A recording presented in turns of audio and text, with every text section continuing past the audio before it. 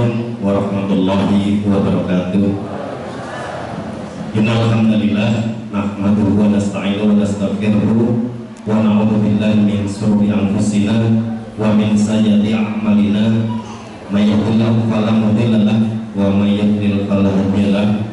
Rabbi shrah li sadri wa yassir li amri wahlul 'uqdatam min lisani yafqahu qawli. Amma ba'du. Ketua DKM Syekhul Huda yang sangat-sangat kita hormati, Ustaz Insan LS Mukokinta yang sangat-sangat kita hormati, dan Bapak serta Ibu, adik-adik jamaah Masjid Darul Huda yang mudah-mudahan senantiasa dalam rahmat Allah Subhanahu wa Ta'ala. Amin. Pada kesempatan pagi hari ini, seperti yang sudah ditarakan oleh pembawa acara dan sekaligus Pak Ketua DKM Masjid Darul Huda, alhamdulillah kita bisa menghadirkan beliau, yaitu Ustaz Insan LC Mukokinta ini untuk di tengah-tengah kita dalam rangka ingin mengkaji, karena 3 minggu yang lalu saya bertemu dengan beliau. Kalau waktu 2,5 jam itu untuk mengkaji masalah ini kurang cukup kemarin saya 3 jam aja nggak selesai Ustaz. Makanya insya Allah nanti kita padatkan. Jadi kami mohon nanti akan kami bagi 45 menit pertama Ustaz Mukokinta nanti nyampaikan materi, kemudian 20 menit insya Allah akan kita akan tanya jawab sesi pertama. Kemudian yang kedua Ustaz Mukokinta nyampaikan materi lagi, kemudian yang terakhir nanti kita adakan tanya jawab sampai jam 11.30, karena beliau nanti jam 1 mesti ngisi di pekaburan lagi. Jadi sampai jam 11.30 insya Allah kita akan ini. Kemudian sedikit yang mungkin akan kami sampaikan, beliau ini memang lahir pada 67 tahun yang lalu di Kota Mobagu, Sulawesi Utara. Itu tepatnya tanggal 8 September 49 beliau lahir. Kemudian nama lengkapnya Insan Mukokinta, atau tadi Pak DKM sudah menyebutkan Pak Moko.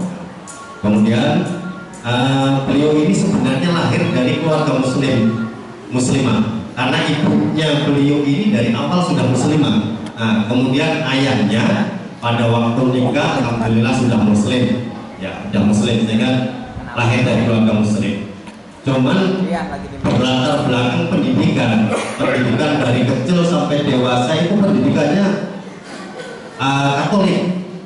Makanya ini bapak-bapak, ibu-ibu, kami ingatkan, pendidikan ini mempengaruhi sekali kehidupan anak-anak kita. Jadi beliau dididik oleh keluarga dididik di pendidikan Katolik, akhirnya 7 bersaudara itu Katolik semua ya. Nah, 7 bersaudara. Tapi alhamdulillah beliau sejak tahun 76 ini hijrah ke Jakarta, kemudian berkenalan dengan 4 tahun dengan keluarga muslim yang taat. Jadi beliau hijrah ke Jakarta ini alhamdulillah sudah bisa memeluk Islam. Itu hijrah tahun 76. Sehingga alhamdulillah ini bapak-bapak ada hijrah dari kampung sini dulu juga nggak tahu agama, sekarang alhamdulillah di Keranggan ini tahu agama semua. Ya mudah-mudahan ini kesamaan kita. Kemudian sedikit yang kamu utarakan, jadi beliau itu berawal berkenalan 4 tahun dengan keluarga muslim yang taat, sehingga akhirnya beliau tertarik. Kemudian kenapa tertarik? Ada beberapa hal ini yang saya baca dari beliau. Itu salah satunya mengatakan bahwa antara perjanjian baru dengan perjanjian lama ini sangat-sangat berbeda. Di perjanjian lama itu mengatakan bahwa babi itu haram, kemudian jenazah itu dikafani bukan dipakai jas, kemudian dipakai sepatu bukan dipakai emas. Di Kristen itu mengatakan itu harus dikafani. Kemudian Yesus itu sendiri mengatakan bahwa dia utusan Tuhan, bukan dia sebagai Tuhan. Karena ada gejolak di dalam batinnya, akhirnya beliau ketemu yang asli dan mengatakan bahwa Islam itu sebenarnya 2 keuntungannya. Yang pertama mengikuti Nabi Muhammad SAW, dan yang kedua juga mengikuti Nabi Isa yang dinamakan Yesus itu. Sehingga itulah beliau tertarik. Oleh karena itu pada kesempatan ini insya Allah beliau akan menyampaikan bagaimana nanti perjanjian lama dan baru, kemudian ya Al-Quran dan sebagainya, itu akan beliau sampaikan pada kesempatan ini. Oleh karena itu, supaya saya tidak panjang lebar yang beliau yang menyampaikan, kita kasih waktu 45 sampai 50 menit untuk menyampaikan, nanti baru kita tanya jawab. Waktu dan tempat kami silakan. Ayolah, Assalamualaikum warahmatullahi wabarakatuh. Alhamdulillah allazi arsala rasulahu bil huda wa dinil haq liyuzhirahu 'ala ad-dini kullihi wa karihal musyrikun. Asyhadu an la ilaha illallah wahdahu la syarika lah wa asyhadu anna Muhammadan 'abduhu wa rasuluhu la nabiyya ba'dahu amma ba'd. Qala Allah ta'ala fil Qur'anil karim inna ad-dina 'indallahi al-Islam. Maka ayun wa may yattaqi ghairal islami dinan fala yuqbal minhu wa huwa bil akhirati minal khasirin. Sallallahu. Alhamdulillah kita bersyukur kepada Allah Subhanahu wa taala di pagi hari yang cerah ini. Kita semua masih dipertemukan di tempat ini dalam keadaan sehat walafiat. Salam dan salam semoga tetap tercurah kepada junjungan kita, uswatun hasanah kita, teladan kita, baginda Rasulullah Muhammad sallallahu alaihi wasallam beserta keluarga, sahabat dan pengikutnya. Mudah-mudahan termasuk kita sekalian di dalam. Para ustadz, para kiai, dan ulama dan tokoh masyarakat yang kami hormati, bapak-bapak, ibu-ibu, adik-adik, serta anak-anak semua yang insya Allah semuanya dirahmati dan dimuliakan oleh Allah Subhanahu wa taala. Pertama-tama tak lupa kami ucapkan terima kasih kepada Sahibul Bait yang telah mengundang kami sehingga pada pagi hari ini kita bisa bertemu dan bertatap muka langsung di tempat ini. Hari ini merupakan yang pertama kali saya datang dan menginjakkan kaki di masjid ini. Oleh sebab itu tadi sudah ada sedikit ta'aruf. Ya. Jadi tadi sudah disebutkan tentang saya, tapi sedikit aja. Ini nama Islam saya, saya tes Kominfo. Nama baptis dulu ketika saya masih beragama Kristen itu BMS House. Nah, ini alamatnya sudah disebutkan tadi. Ini ada website saya, email saja, email. Nanti bapak ibu tidak usah dicatat, ambil kartu nama saya di depan, ya ada nomor HP maupun web dan email saja. Mungkin satu saat bisa telepon, SMS apabila ada sesuatu yang perlu dipertanyakan. Dan aktivitas kami pertama sebagai konsultan dalam arti khusus, yaitu apa? Kami menangani kasus-kasus yang berhubungan antara Islam dan Kristen. Contoh banyak kan orang yang suka menghina, melecehkan, menghujat Islam, Nabi Muhammad dan Quran. Itu banyak yang terjadi di mana-mana, apalagi dalam dunia lain. Nah, hal-hal seperti itu yang kami bersama teman-teman tangani. Dan alhamdulillah cukup banyak para pendeta, penginjil, misionaris yang dipenjara karena mereka menghujat Al-Quran. Bahkan pernah terjadi 41 pendeta, penginjil dipenjara barengan sekaligus di Kota Batu Malang. Dan mereka menghujat Al-Quran secara terang-terangan dalam berbusana muslimah, memberi kesan seolah-olah inilah orang Islam yang surah yang murtad ke Kristen, kemudian balik menghujat Al-Quran. Akhirnya ketahuan, salah lapor ke polisi, akhirnya ditangkap, disidang dan dipenjara 5 tahun. Ya.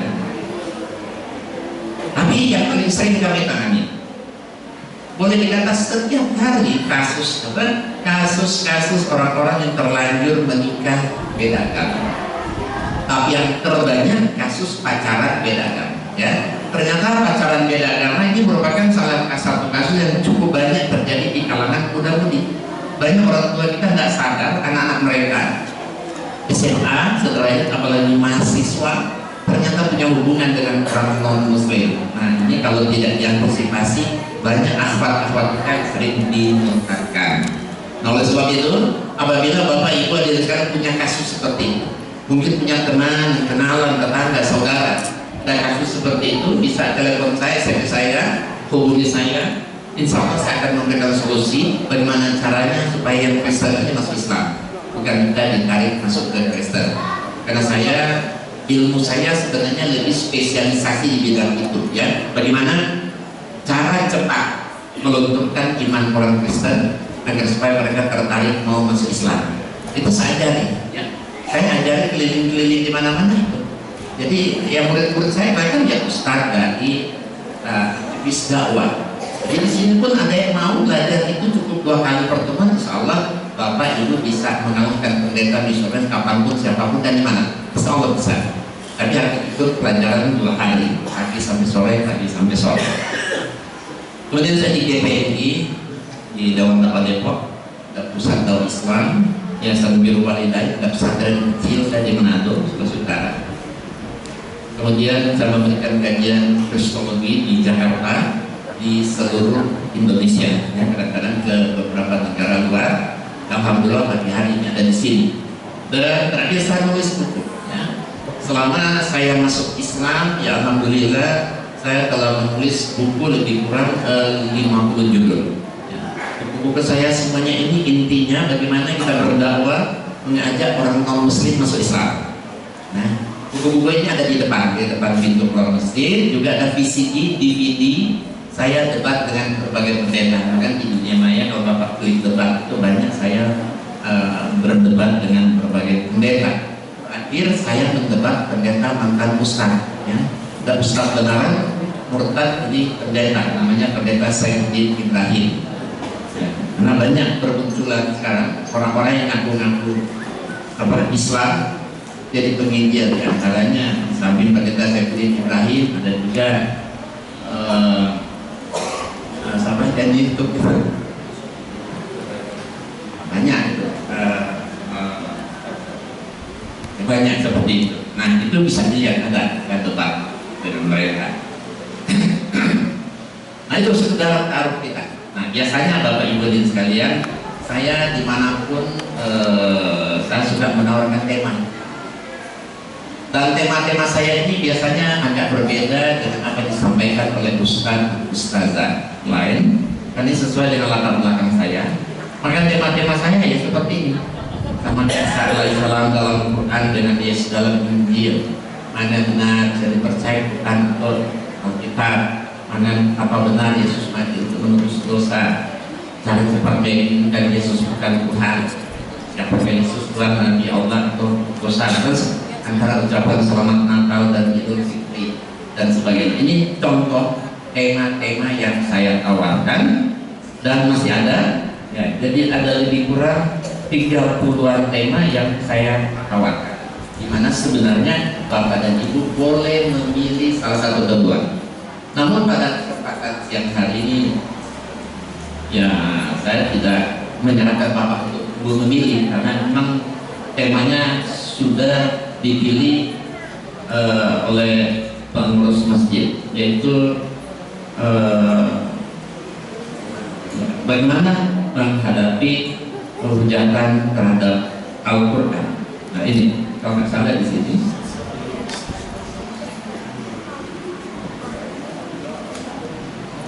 nomor 7 ya, nomor 7.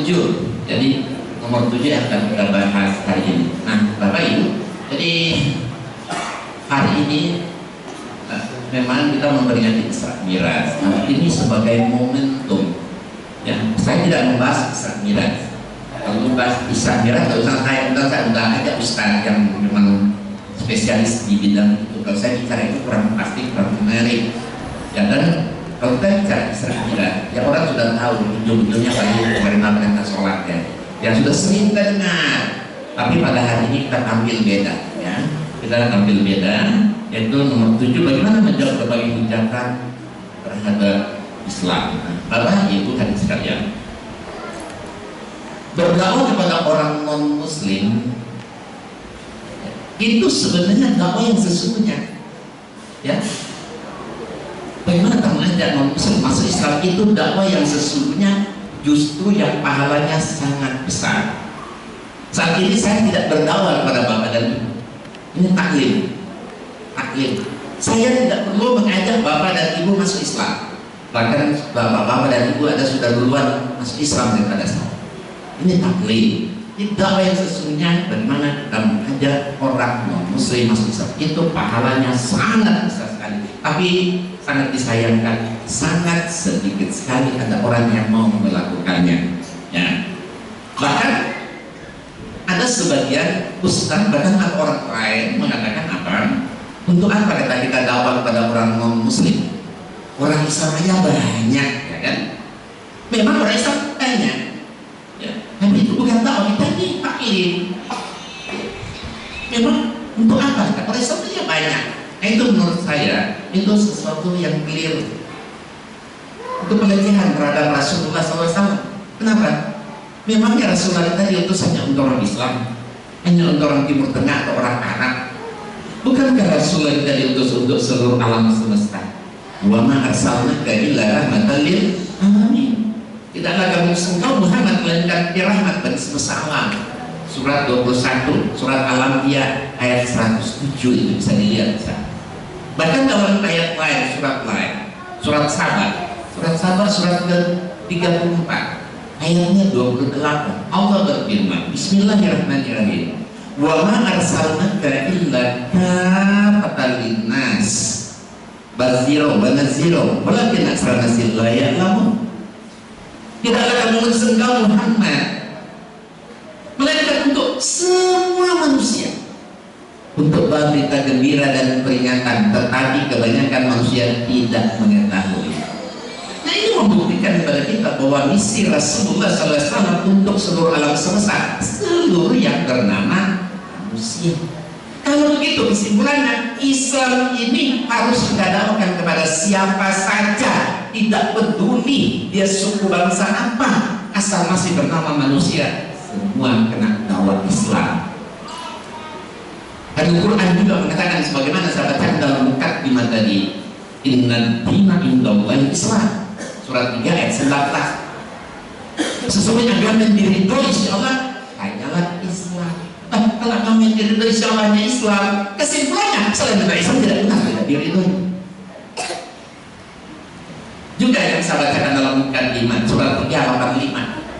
Wa may yattaqi ghairal islami dinan fala yuqbal minhu wa huwa bil akhirati minal khasirin. Barang siapa mencari agama selain daripada agama Islam, maka sekali-kali tidak akan diterima agama itu daripadanya, dan dia kira dia termasuk orang-orang yang rugi. Dan berarti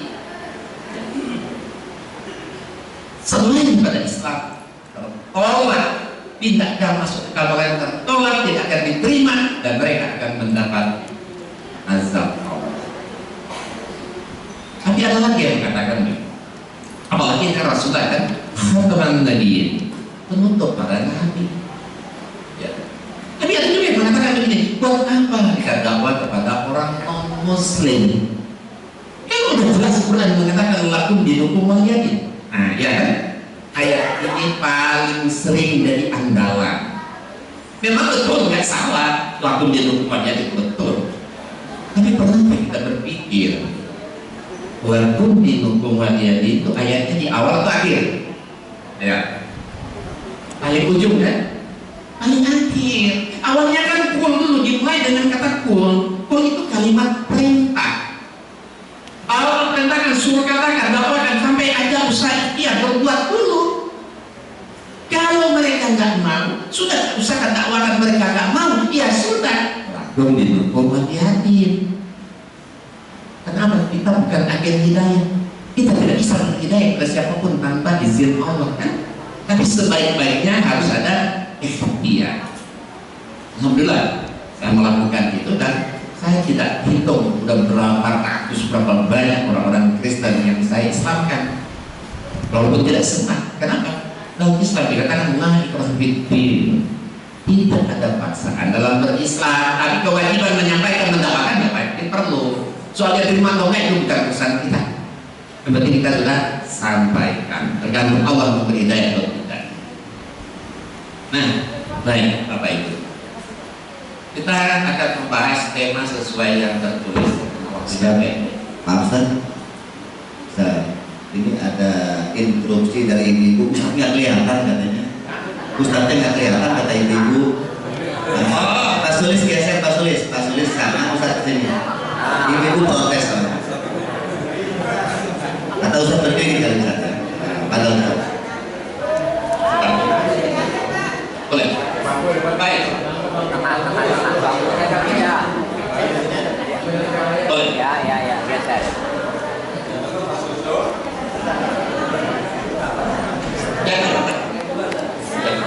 Kita lakukan tadi.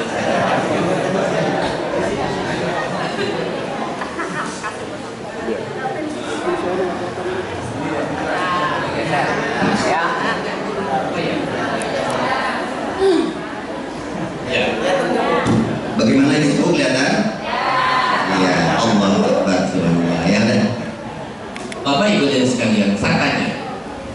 orang Islam kalau murtad kan masuk agama apa?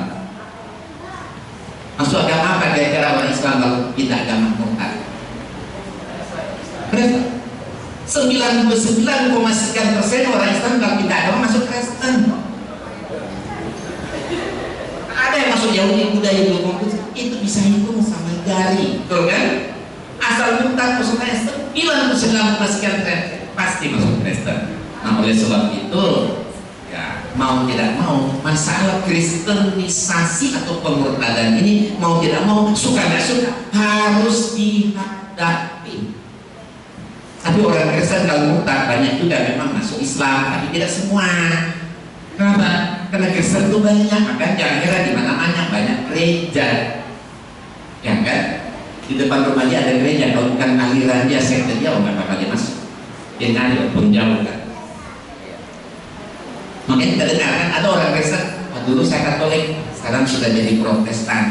Ada yang berkata dulu saya jadi Katolik, jadi Protestan, dari saksi yang Protestan. Jadi orang Kristen kali berpindah agama, banyak yang berputar sama masih Kristen juga, ya kan? Tidak semua masuk Islam, orang Islam besar murtad 99,sekian% pasti masuk Kristen.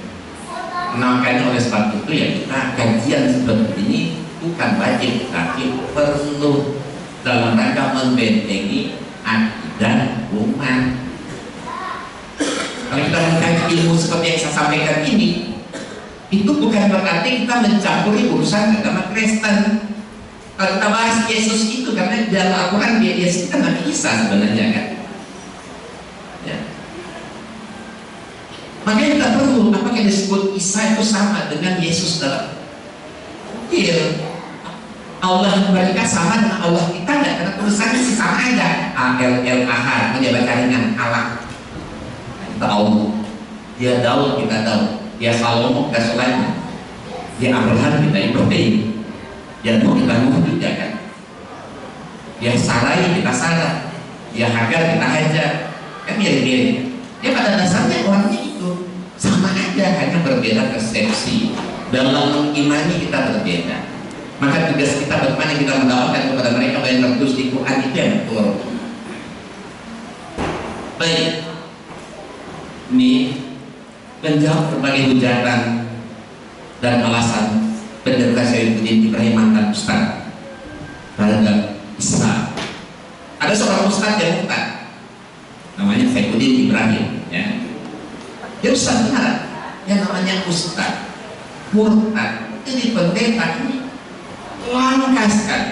Sekian juta orang itu tentu ada satu Ustaz murtad dari pendeta. Tapi kalau pendeta masuk Islam jadi Ustaz banyak, ratusan bahkan ribuan. Tapi Ustaz jadi pendetanya langka. Nah, saking langka, jarang, otomatis dia ini punya nilai jual yang sangat tinggi. Maka dia dibawa keliling-keliling Indonesia, testimoni kemana-mana dalam rangka untuk menjelek-jelekkan Islam, sehingga banyak korban orang Islam masuk ke Kristen.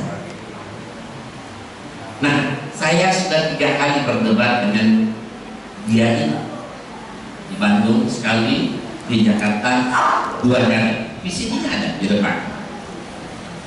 Nah, kita lihat ini visinya, ya, debat spektakuler. Ustadz mantan pendeta lawan pendeta mantan ustadz, ya sangat seru sekali, ramai sekali, sampai dia emosi turun dari mimbar mau ada ribut, kalau nggak dia lihat aja sahabat lain benar sama jalan. Nah ini orangnya, ini Saifuddin Ibrahim, ini saya, teman-teman saya mantan, ini mantan ustadz satu orang. Nah ini satu temannya pendeta Yohanan, sudah saya selamatkan tanggal 31 Juli barusan.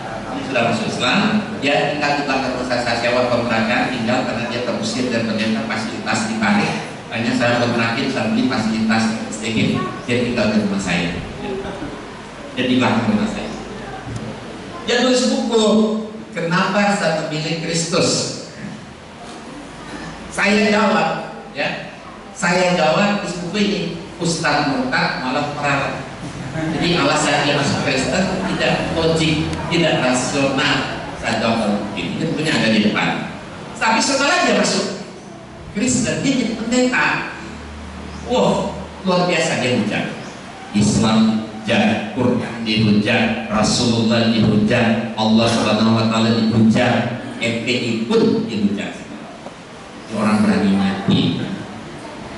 Luar biasa penghujatan dia. Kalau kita baca, Bapak semua bisa emosi, marah. Tapi mudah-mudahan umurnya nggak lama lagi. Nah, mungkin masa ada mujahid yang berani ngatasi orang begini. Cari Hebdo, cuma Rasulullah dihujat, dibikin apa? Karikatur, betul kan? Ditembaknya 12 orang, ditembak. Cuma Rasulullah bikin karikatur. Nah, si Saifuddin Ibrahim rasuah telanjangnya besar-besar. Allah SWT, Al-Quran, MPI Islam habis diterangkan. Kok ini berkeliaran di Jakarta jauh depan itu kayak apa-apain? Coba. Ini sudah kami laporkan ke polisi. Polisi yang minta rekomendasi dari MUI, kita tinggal minta rekomendasi, maka dipanggil atau enggak. Kalau tidak, ini polisi kan kuat. Jangan-jangan dia dihabisi. Ya, siapa tahu ada yang terpanggil dan termunyai sekian banyak, masa nggak ada. Nah, dia jawab, saya tulis ahli profesi ustadz jadi pendeta, jadi khusus menjawab berbagai hujatan terhadap Islam oleh si pendeta. Saya jawab dalam bukunya ada di depan. Nah, baik. Ketika debat, apa katanya? Satu-satunya agama yang membolehkan membunuh, katanya, sesama manusia karena berbeda keyakinan hanya Islam. Jadi dia tidak ke Kristen karena ternyata satu-satunya agama yang boleh membunuh sesama manusia. Ya, apalagi berbeda hanya agama Islam. Terus diambil ayat, dia tunjukkan ayat ini. Faizal lagi kemudazina baru pador berikon. Apabila kamu bertemu dengan orang kafir, maka pancunglah batang leher mereka. Nah, ketika saya jawab, saya bilang, ya, jangan Bapak sembunyikan. Memang betul dalam Islam boleh membunuh, tetapi terhadap siapa? Orang kafir. Di mana? Bertemu di medan perang. Bukan asal ketemu orang kafir kita bunuh, tak ketemu asal orang kafir kita bunuh. Maksudnya dalam Pak Pendeta bersama teman-teman yang hadir debat kita bunuh semua. Ya kan? Mestinya kita bunuh, tindakan kita. Ini memang boleh membunuh, tapi apabila bertemu kafir medan perang. Masa ketemu orang kafir medan perang leher kita suruh main, kita kan nggak lanjut kayak gitu. Apalagi diangkat lagi satu ayat. Nah, ini ayat tadi. Ini paling sering dimanfaat oleh pendeta penginjil. Ya. Sering, bukan hanya pendeta, tapi orang-orang yang sering mendiskreditkan Islam, kata Islam boleh sembarang membunuh. Bertumuhum hayyul fakir tumuhum. Nah, itu dia. Dan bunuhlah mereka di mana saja kamu jumpai mereka. Sengaja dia tutup dibatin. Fawailul lil musallin. Ya. Cuma potongan dia itu kan negatif, kan tersangka itu sama. Makanya kita kalau dihujat seperti itu kita jangan mempercayai dia. Ya, Quran menyuruh asal membunuh orang kafir di mana saja. Padahal kita lihat ya, ini potongan ayat yang di tengah yang kuningnya doang. Asalnya dari sini. Dan perangilah di jalan Allah orang-orang yang memerangi kamu, tapi janganlah kamu melampaui batas. Sesungguhnya Allah tidak menyukai orang yang melampaui batas. Dan bunuhlah mereka di mana saja kamu jumpai mereka, dan usirlah mereka dari tempat mereka telah mengusir kamu, yaitu di Mekah. Fitnah besar dari pembunuhan. Dan janganlah kamu memerangi mereka di Masjidil Haram, kecuali jika mereka memerangi kamu di tempat itu. Jika mereka memerangi kamu di tempat itu, maksudnya di Masjidil Haram, maka bunuhlah mereka. Demikian balasan orang kafir. Jadi ada orang kafir menyerang membunuh kita yang sedang beribadah di Masjidil Haram. Nah, kan kita nggak boleh jadi bunuh ya.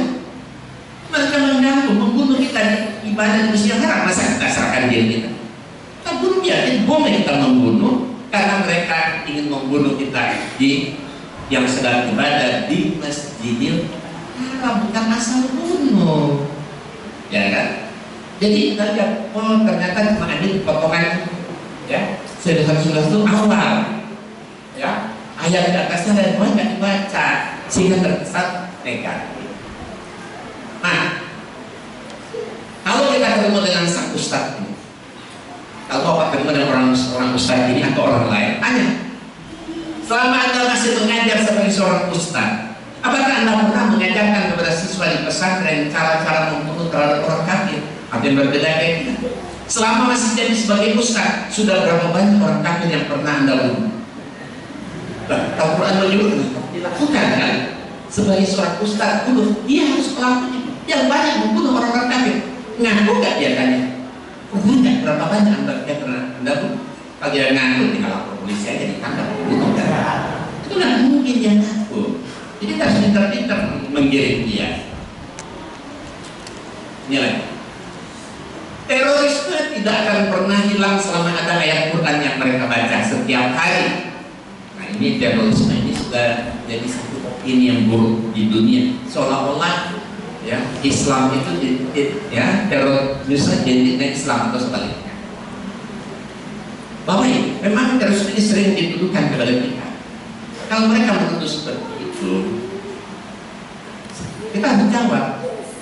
Memang kita lihat kenyataannya pembunuh, pemerkosa, koruptor, pencuri, pencopet, pezina, terorisme orang-orang Islam.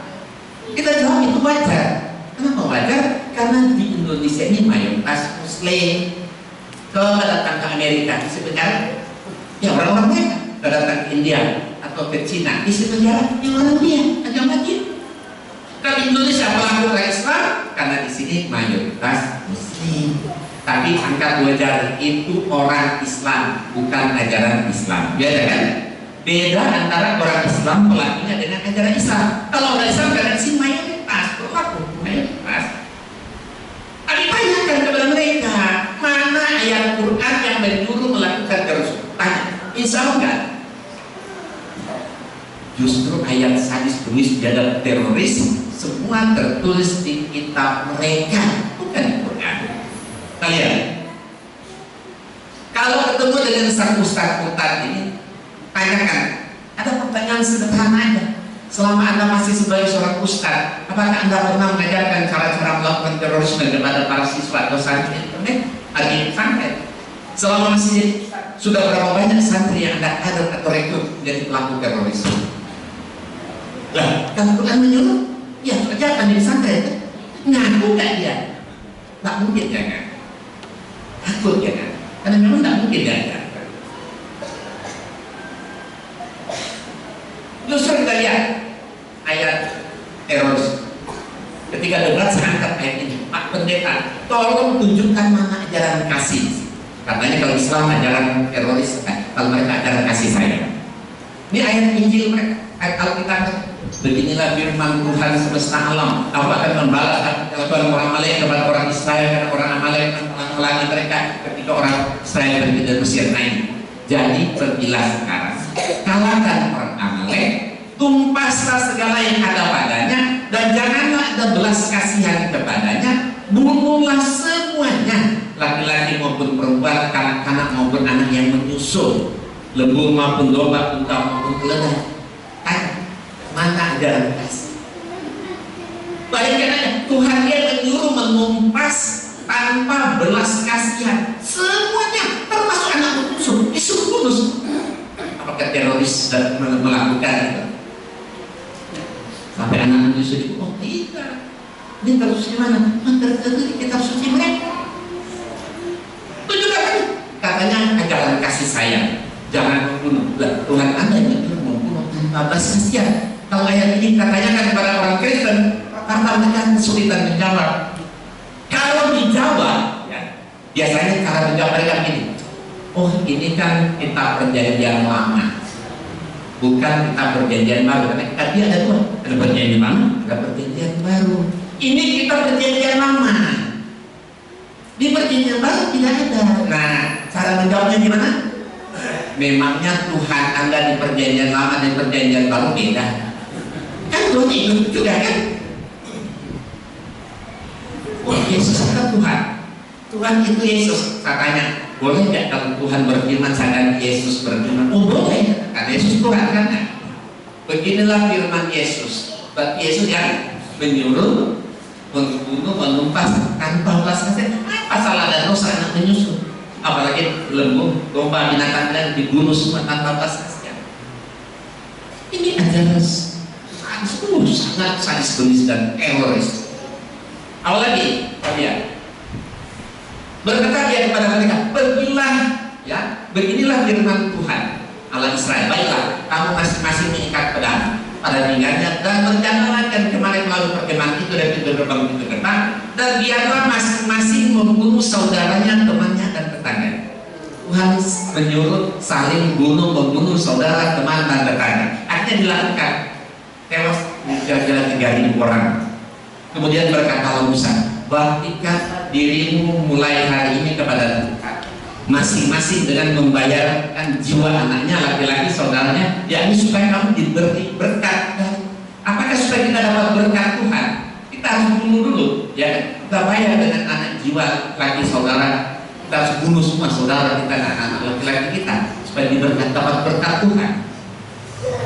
Apa yang harus melakukan kita? Ini adalah luar biasa, luar biasa. Hadis bengis biadabnya. Masa supaya dapat berkat dia suruh membunuh anak laki-laki saudaranya? Ya kan, tak masuk akal.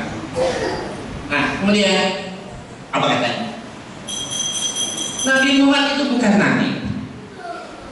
Jadi, ya, mestinya jika ada nabi, mestinya ada nabi pembimbing seperti Nabi Musa dibimbing oleh Nabi Harun dan saudaranya. Ya. Tapi Nabi Muhammad tidak ada yang bimbing. Itu hanya pengakuan Nabi sendiri. Jadi Nabi bukan nabi, cuma ngaku doang katanya. Tapi kalau Musa dibimbing oleh saudaranya namanya Nabi Harun, tapi Muhammad kan tidak. Dia lupa. Ya, ketika pertama kali Rasulullah menerima wahyu di Gua Hira, ya, beliau kan pulang ceritakan kepada istrinya Siti Khadijah. Nah, Siti Khadijah ini punya seorang paman namanya Waraqah bin Nawfal. Waraqah bin Nawfal ini seorang pendeta Nasrani. Beda Nasrani sama Kristen, ya. Nasrani pengikut Isa, kalau Kristen pengikut Paulus. Apa kata Waraqah bin Nawfal, pendeta Nasrani yang alim? Oh, beliau ini, maksudnya Muhammad ini bakal menjadi seorang nabi. Terbukti kan? Rasul yang mengatakan dia nabi, pendeta Nasrani sendiri. Tapi tidak penting. Lebih penting lagi di sini. Kalau di kitab mereka Musa dituntut oleh Harun, justru Quran ini Allah sendiri yang mengatakan Muhammad itu sekali bukan bapak, ada seorang laki-laki di antara kamu, tapi dia adalah Rasulullah dan penutup para nabi. Jadi yang memberi kesaksian Rasulullah itu nabi atau rasul, ya Allah sendiri. Ya. Kalau lagi di dalam surat Al-Anbiya 107 sudah saya bacakan tadi kan, wa ma arsalnaka illa rahmatan lil alamin. Tidaklah maksud kau Muhammad melainkan rahmat bagi semesta alam. Juga di surat Sabah yang saya bacakan tadi ini, kami tidak mengutus engkau Muhammad melainkan untuk semua manusia. Jadi yang memberi kesaksian Rasulullah seorang nabi utusan Allah, ya Allah itu sendiri. Kalau dia hanya Nabi Harun, ini Allah sendiri.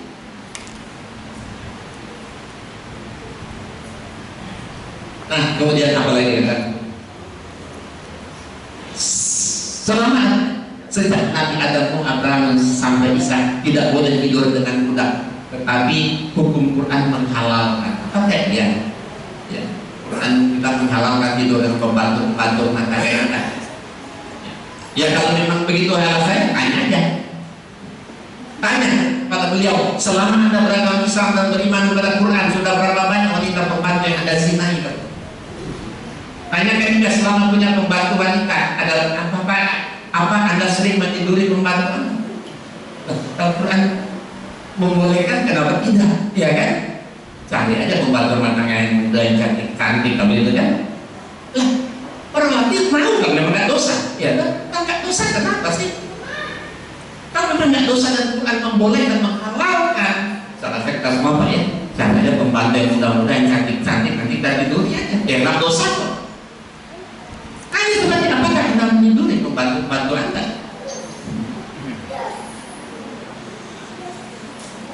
Nabi mukjizat. Tapi Yesus banyak mukjizat. Jika ada mukjizat Nabi Muhammad dalam Quran, saya akan masuk Islam kembali saat ini. Kalau ada mukjizat Nabi Muhammad dalam Quran, dia akan masuk Islam kembali. Itu berani sekali dia menantang seperti itu. Dia lupa di Quran ada surat Al-Qamar, ya. Bagaimana kaum musyrikin pada saat itu meminta timun Isa pada sebulan, terus tunjukkan bulan dibelah, kan diabadikan di dalam Al-Quran. Juga Isra Mi'raj, ya. Nah, ini merupakan mukjizat Rasulullah. Mana ada orang bisa pergi pulang sampai ke Sidratul Muntahanya satu malam pulang, itu mustahil kan dapat dilakukan. Itu merupakan salah satu mukjizat, ya. Dan di dalam Al-Quran surat Al-Quran 23, dan jika kamu tetap dalam keraguan tentang Al-Quran yang kami wahyukan kepada yang Rasulullah, buatlah satu surat sebesar Al-Quran. Quran menantang, bisa nggak bikin satu surat? Nah, pada saat itu saya nantang si pendeta, Pak Pendeta, kalau Pak Pendeta hafal,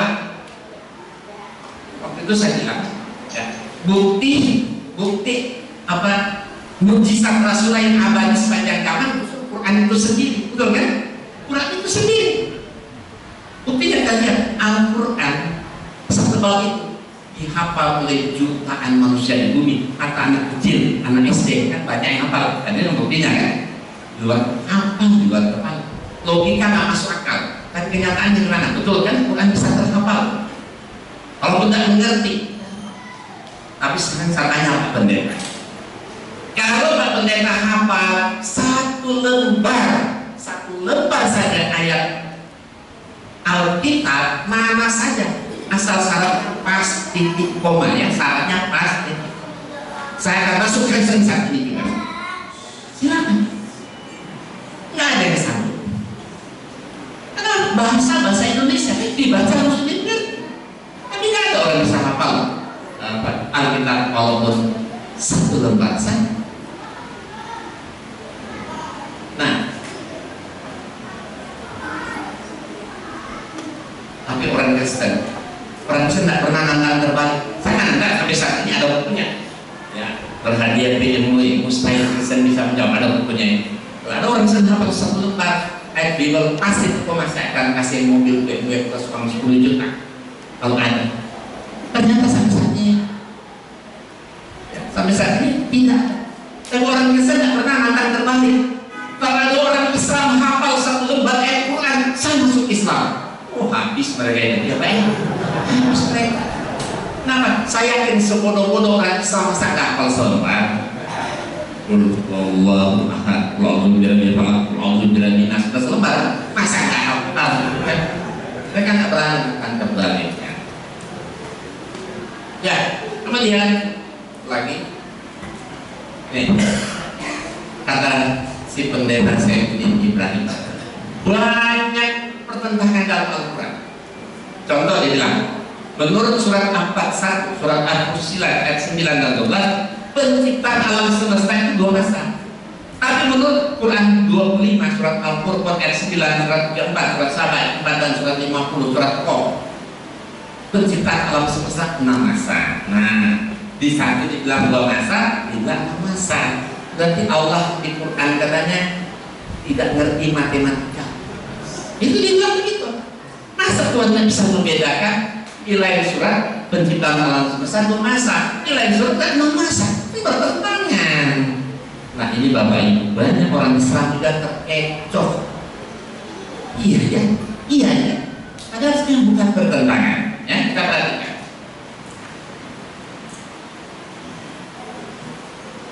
Katakan, sesungguhnya patutkah kamu kafir pada menciptakan bumi dalam 2 masa dan seterusnya? Ya, 2 masa. 2 masa. Ini 6 masa. Ini 6 masa. Katanya bertentangan. Padahal bukan bertentangan. Coba kita baca dengan jeli, ya. Saya mundur.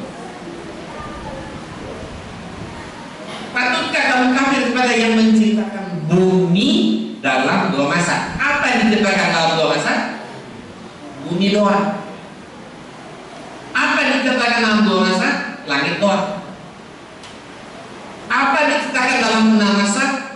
Langit, bumi, dan apa yang ada di antara keduanya. Satu lagi, enam masa. Apa yang diciptakan? Langit, bumi, dan apa di antara keduanya. Ibarat gini, tukang ini membuat bambu ini 2 hari. Dia buat bambu ini 2 hari. Di lain waktu tuh ya, tukang itu membuat bangku, meja, lemari, tempat tidur, ranjang, pintu, jendela. Namanya wajar, karena ini buat apa yang ada di antara itu justru banyak sekali, ya kan? Jadi bukan pertentangan. Ya, kenapa 6 masa? Karena diciptakan itu lebih banyak. Kenapa 2 masa? Diciptakan di masa itu macam cuma bumi doang. Tapi ini dibilang langit, bumi, dan yang ada di antara. Jadi bukan bertentangan, tapi sengaja dicari ayat-ayat yang sepertinya bertentangan. Orang Muslim yang awam ini berbahaya. Tidak macam tunjuknya atas mereka. Otak dia aja yang memang sengaja dilesetkan dia. Baik saya. Kayaknya sudah 11 jam 10 kurang 10 menit. Ustaz minum dulu sambil jamaah silahkan untuk bertanya kan begitu. Ya, ini sudah sepuh dan 67 tahun, tapi masih semangat terus. Ya. Baik, Bapak dan Ibu, jadi sesuai yang kami informasikan, beliau menyampaikan 45-50 menit, jadi sudah 50 menit. Oleh karena itu, kami kasih kesempatan kepada Bapak dan Ibu ini untuk bertanya kepada beliau, ya, untuk bertanya kepada beliau. Ini kita bagi dalam 2 season. Season yang pertama ini 2 bapak, kemudian yang 1 perempuan. Nanti season yang kedua satu laki-laki 2 perempuan. Baik, yang mau bertanya silakan tunjukkan jari. 2 laki-laki. Kita ini dulu, kita data dulu 2 orang. 1 orang 1 pertanyaan ya, biar nanti bagian. 1 baik, kemudian ada lagi. Bapak, Jiaan, baik yang bapak udah dapat. Ibu 1, saya kasih kesempatan. Ibu ya, baik. Silakan disebutkan namanya, kemudian nanti disampaikan. Baik, saya mau menanyakan ini pengetahuan Nama.